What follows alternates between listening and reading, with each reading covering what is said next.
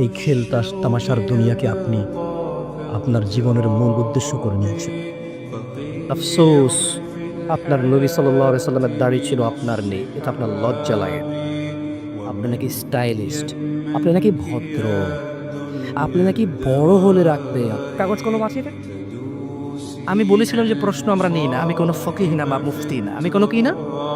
আমি আপনাদের ভাই দুটা কথা বলে চলে যাবো, ভালো লাগলে নেবেন, নাহলে বাদ একদম ছুঁড়ে ফেলে দেবে। বুঝে আসছে না, আসলে কারণ প্রশ্ন নিলে হানাফি হানাফি সুবিধা মতো প্রশ্ন করবে, শাফি শাফি সুবিধা অনুযায়ী প্রশ্ন করবে, কে কারে কেমনে গুতায়া কেমনে হারায়া কেমনে কার কথা উপর রাখবে, খালি ওইটা করবে। আমি কি ভুল বলছি? আমি ভুল বলছি? তো দরকার আছে এই প্রশ্নের? আপনি তো শিখার উদ্দেশ্যে প্রশ্ন করবেন না, আপনি প্রশ্ন করবেন জিতার উদ্দেশ্যে। কি উদ্দেশ্যে? আগে শিখার মন মানসিকতা করুন, ইনশাআল্লাহ একসময় প্রশ্ন জবাব দেব, আল্লাহ চাই। আপনি আপনি চান জিততে, আপনি কি শিখতে চান? দেখেন, আমি ভুল বললে ক্ষমা করে দিই।